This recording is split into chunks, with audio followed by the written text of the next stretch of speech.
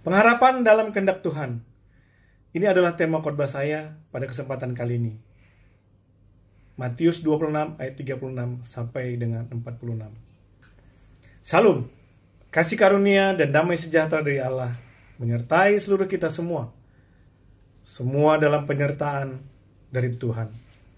Dalam memperingati hari kematian Tuhan Yesus, kita tidak bisa melupakan peristiwa sebelum penyiksaan dan kematian Yesus terjadi. Kita bisa melihat peristiwa di Taman Getsemani.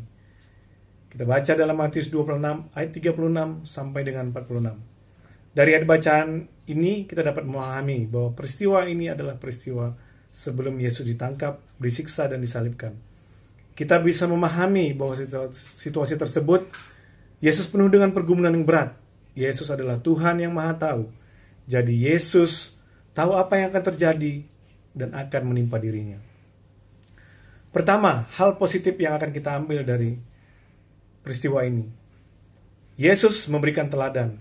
Dalam peristiwa ini kita bisa memahami mengenai Yesus yang memberikan teladan kepada kita. Kita diajarkan tunduk kepada kehendak Bapa, sekalipun kita mempunyai keinginan dan kehendak yang bisa kita sampaikan kepada Tuhan. Yesus dalam doanya juga memiliki kehendak agar apa yang Yesus akan alami itu segera berlalu. Bahkan sampai 3 kali Yesus meminta dalam doanya. Namun jika Yesus memaksakan kehendaknya Yesus sendiri dan terjadi, maka keselamatan seluruh umat manusia tentunya tidak akan terjadi. Oleh karena itu Yesus lebih memilih untuk tunduk di hadapan Allah Bapa. Dari hal ini kita belajar untuk menundukkan diri atas rencana dan doa-doa kita kepada kehendak Tuhan.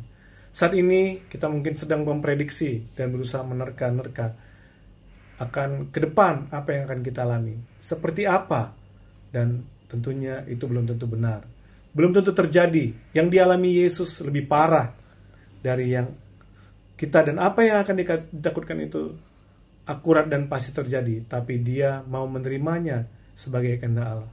Hal kedua yang perlu kita ambil dari peristiwa ini, bukan hanya sebatas mengetahui, namun juga melakukan. Yesus mengetahui apa yang menjadi kehendak Allah Bapa. Bukan hanya sebatas mengetahui, namun juga melakukan kehendak Bapa, sekalipun harus menderita. Penerapan melakukan firman Tuhan dalam hidup kita, itu adalah langkah yang wajib. Harus dilakukan setelah mengerti atau memahaminya, tidak bisa hanya berhenti pada tahap sampai hanya memahami saja. Yesus telah memberi teladan, mengerti keinginan Allah Bapa, dan tunduk di dalam kedaulatannya. Namun tidak sampai di situ saja. Yesus juga melakukan cawan yang di dalam doanya, kalau bisalah cawan itu berlalu. Dan hal yang ketiga, tidak akan binasa sekalipun menderita. Biarlah hari-hari ini kita sama-sama belajar mengerti apa yang menjadi kehendak Bapa sekalipun kita sedang menderita. Karena dalam penderitaan kita, saya sangat terlalu yakin kalau kita beringat dan penyertaan dan pertolongan Tuhan, kita akan melihat kuasanya nyata di dalam kehidupan kita. Ingat janji Tuhan bahwa tidak ada seorang pun yang binasa, bahkan menderita. Jika kita mengalami penderitaan, sebatas menderita, tapi kita tidak akan dibiarkannya untuk binasa. Di balik kesetiaan Tuhan Yesus, tunduk kepada kehendak Allah Bapa, yang dihasilkan adalah keselamatan kekal bagi orang-orang yang percaya kepadanya. Mungkin sekarang ini kita dalam pergumulan. Taman Getsemani kita sedang mengajukan doa dan permohonan. Kita yang penuh kesedihan, kepiluan, penderitaan, kengerian. Namun di saat yang sama juga kita harus mengambil keputusan untuk kita tetap taat. Di balik penderitaan Yesus ada keselamatan yang besar bagi umat manusia, agar kita menerima kehidupan yang kekal. Dalam penderitaan dan kesusahan masih ada pengharapan dan hal-hal luar biasa yang Tuhan Yesus sediakan.